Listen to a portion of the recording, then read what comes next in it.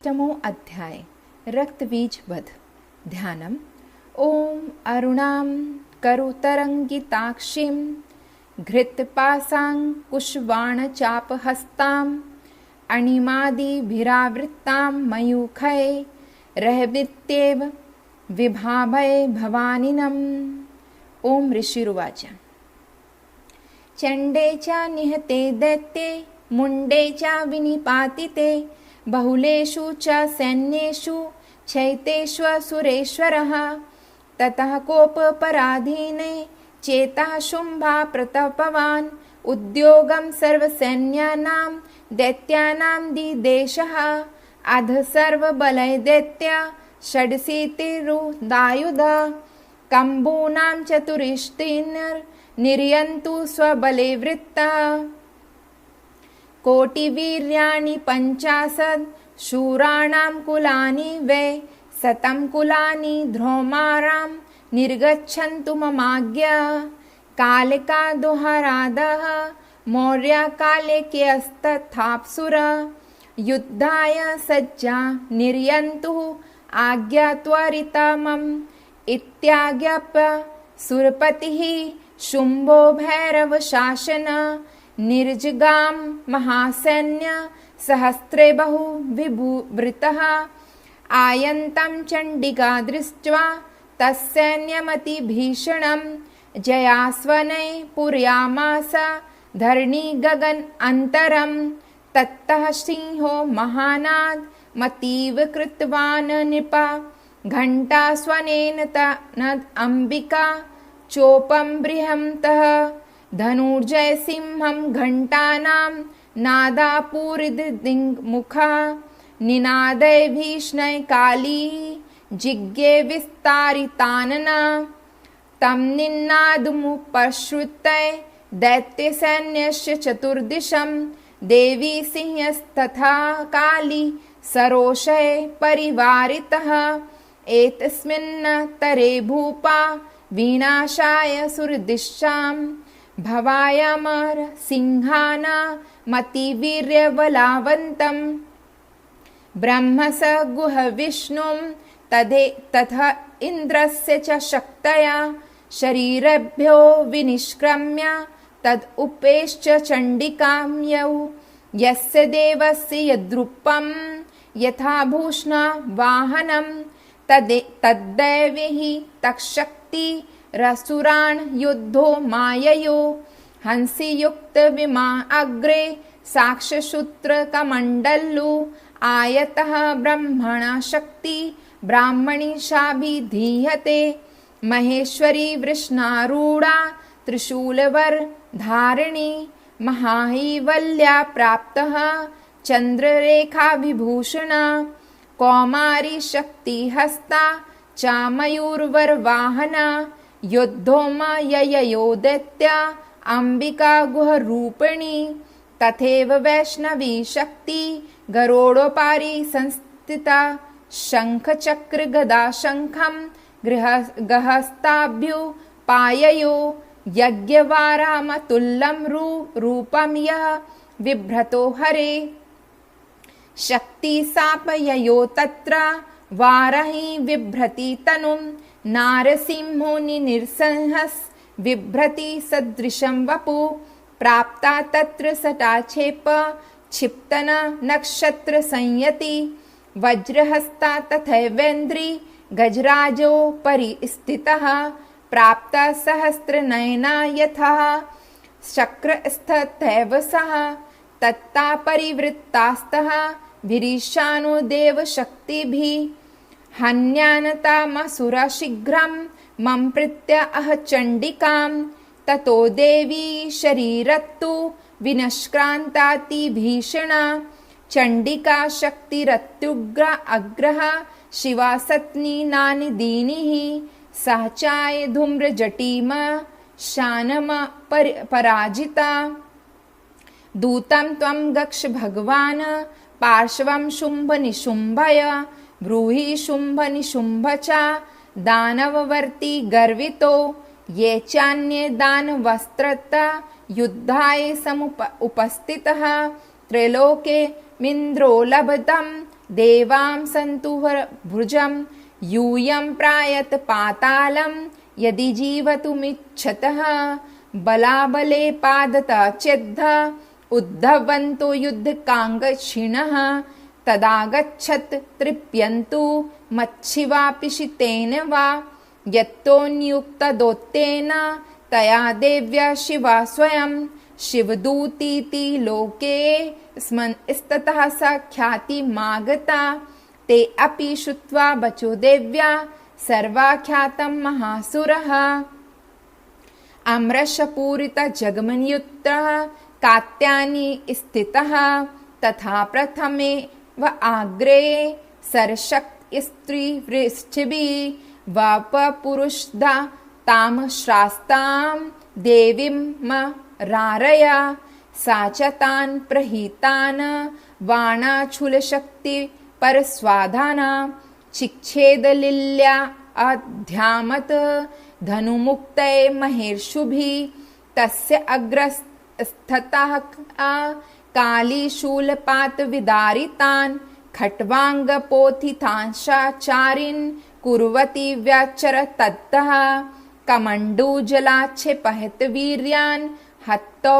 सजसः ब्राह्मणी चाक्रोच्छत्रून् येन स्मन्ध्वावती माहेश्वरी त्रिशूलेन तथा चक्रेण वैष्णवी दैत्यजञ्जघानं कौमारी तथा शाक्यातिकोपनः ऐन्द्रिकुलीशापातेन शतशो दैत्ये दानवः पेतुविदारितः पृथ्व्यामरुधि रोगप्रवर्षिणः टुण्डप्रहार विध्वस्ता दृष्टाङ्गच्छत् वचसः वारः मूर्धन्य पतंगश्चक्रेण च विधारिति नखे विद्रारितश्चान्यान् भक्षयन्ति महासुरान् नारसिंहो चचाराजो नादपूर्णदिगम्बरा चण्डा अट्ठासंसुरः शिवदूत्यभिदूषिता पेतु पृथ्वी वयंपति तां चाखादच्चासातधा इति मातृगणं क्रुद्धुं मर्दयन्तं महासुरं दृष्ट्वा भयूपाये विविर्दधन्यशुधे वारिसैनिकः पालायन परान् दृष्ट्वा दैत्यानां मातृगणदित्रान् उद्धव भयायायो क्रुद्धो रक्तबीजो महासुर रक्तबिन्दुयर्दः भूमोपतस्तस्य शरीरता सम्मुत्पतति मेदिन्यं तत्प्रमाणस्तदासुरः युयुधो स गदापाणि इन्द्रशक्त्या महाशुरः ततश्चेन्द्री स्ववज्रेण रक्तबीजं ताड्यता कुलिशेना हस्तस्याशु बहुषु स्त्रावशोणितं समुत्तस्तु स्ततो योद्धास्तद्रुपास्तपराक्रमः यावन्तः पतितास्तस्य शरीररक्तबिन्दव तावन्तः पुरुषा जात धीर्यवल्विक्रम समं मात्रभिरात्यग्र अग्रश्चस्तपाताति भीषणं पूर्णश्च व्रजपातेन छद्मस्य शिरो यदा ववाह रक्तं पुरुषास्ततो जाता सहस्रशः वैष्णवी सम्रे चैनम चक्रेणाभिजघानः गद्या ताडयमास ऐन्द्रितं सुरेश्रमः वैष्णवीचक्रभिन्नस्य रुधिरस्तभ्य सम्भवे सहस्राशो जगत्व्याप्तं तत्प्रामणे महासुर्ये शक्तया जघान कौमारी वाराही च तथासिना माहेश्वरी त्रिशूलेन रक्तबीजं महासुरम सा चापि गदया दैत्या सर्व एवान्ता पृथक् मातृकोपसमाविष्टो रक्तबीजो महासुरः तस्य हतस्य बहुधः शक्तिशूलादिभिः भूवर्वि पपातियो वै रक्तोघ स्नेनाशक्तसोऽसुरः तैशचा सुरासृक्सा अम्भूत्रे सुरेः सकलं जगतः व्याप्तमासीत् ततो देवा भयमाजज्ञमुरुत्तम तान् विष्णान् सूरान् दृष्ट्वा चण्डिका प्राहसत्वा उवाच कालीं चामुण्डे विस्तीर्ण वदनं कुरुः मस्त्रशक्तपात सम्भूतां रक्तबिन्दून् महासुरान् रक्तबिन्दो प्रतीक्षत्वं क्वात्रेणानेन वेगिन भक्ष्यन्ति चररणे तदुत्पन्न महासुरान् एवमेष क्षयं दैत्यं क्षीणरक्तो गमिष्यति भक्ष्यमाणस्तवचो अग्रः नाचोत्पत्य सन्ति चापरे इत्युक्त्वा तां देवी तां ततो देवी शूलेनाभिजघानतं मुखेन काली जगृह रक्तबीजस्य शोणितं ततो सा भग्ये घनातः गदया तत्र चण्डिकां नाचास्या वेदानां चक्रे गदा पातु अल्पकामापि तस्य देहात्तु बहुशुस्त्रावशोणितं यतस्तस्य सतद्वक्त्रेण चामुण्डा समप्रत्यक्षति मुखे समुद्गतायेयस् रक्तपातान् महाशुरः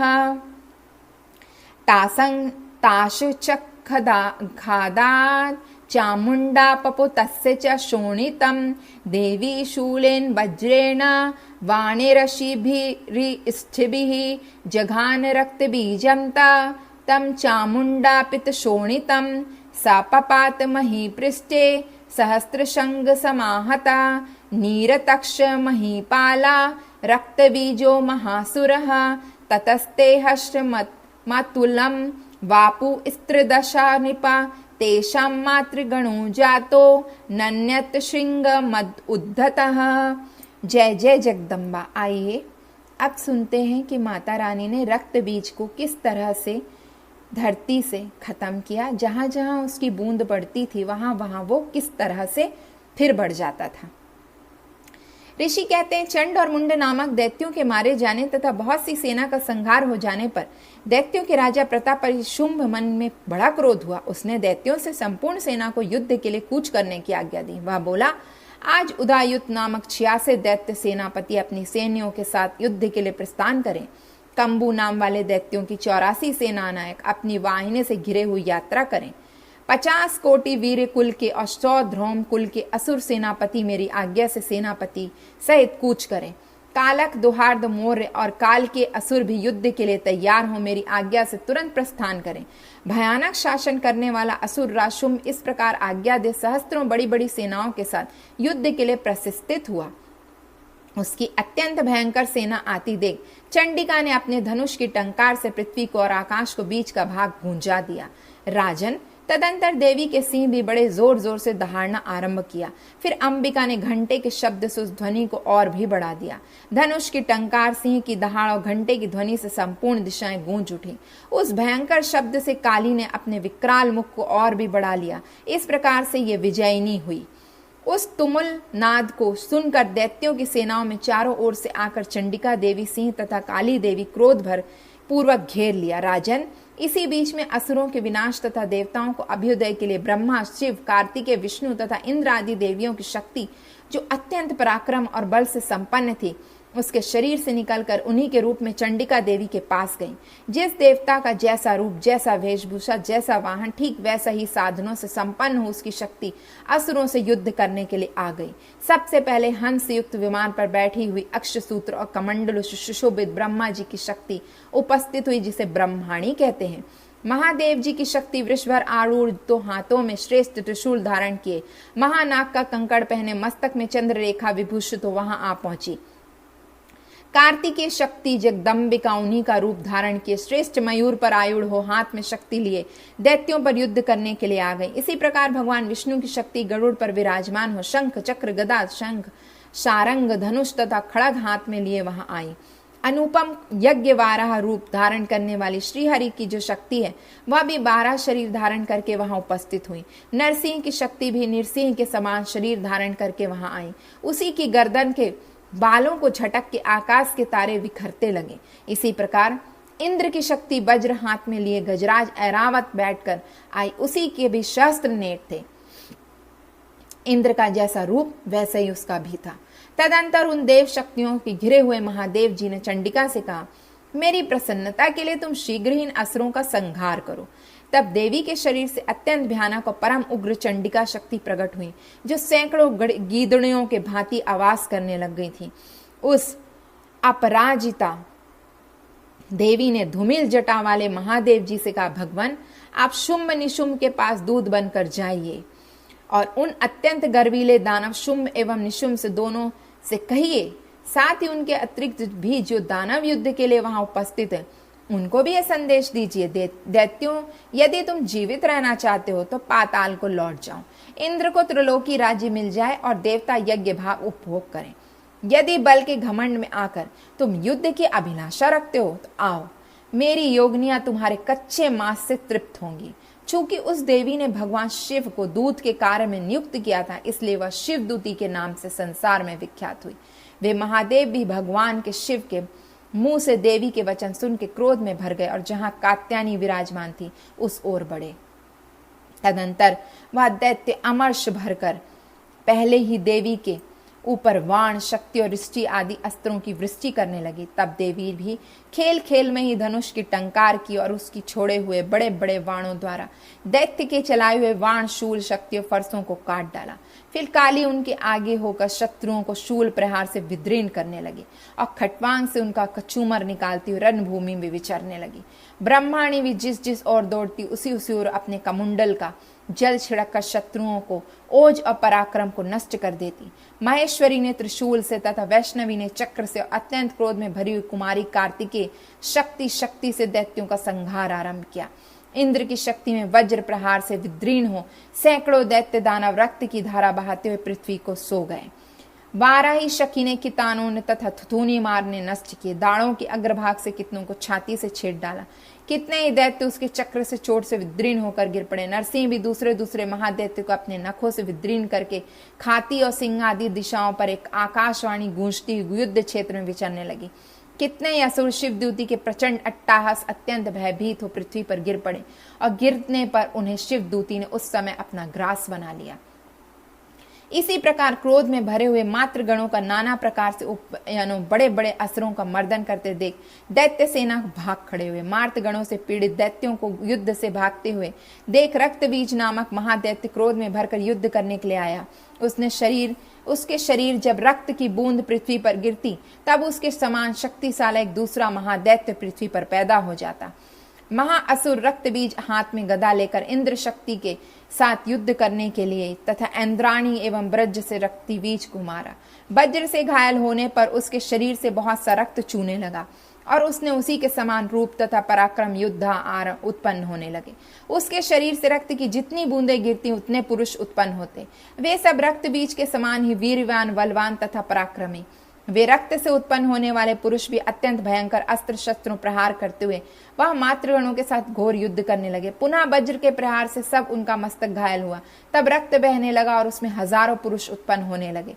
वैष्णवी युद्ध में रक्त बीज का चक्रकार प्रहार किया था। ऐन्द्री ने उस दैत्य सेनापति को गदा से चोट पहुंचाया। वैष्णवी के चक्र से घायल होने पर उसके शरीर से जो रक्त बहा उससे जो उसकी बराबर आकार वाले सहस्त्रों महादैत्य प्रकट हुए। इसके द्वारा संपूर्ण जगत व्याप्त हो गया। कौमारी ने शक्ति से, बाराही ने खड़क से, महेश्वरी ने त्रिशूल से महादैत्य रक्तबीज को घायल किया। क्रोध में भरे हुए उस महादैत्य रक्तबीज भी गदा से तभी सभी मात्र शक्तियों पर पृथक पृथक प्रहार किया। शक्ति और शूल आदि से अनेक बार घायल होने पर जो उसके शरीर से रक्त की धारा पृथ्वी पर गिरी उससे भी निश्चय ही सैकड़ों असुर उत्पन्न हुए। इस प्रकार उस महादैत्य के रक्त से उत्पन्न हुए असुरों द्वारा संपूर्ण जगत व्याप्त हो गया। इससे उन देवताओं का बड़ा भय हुआ।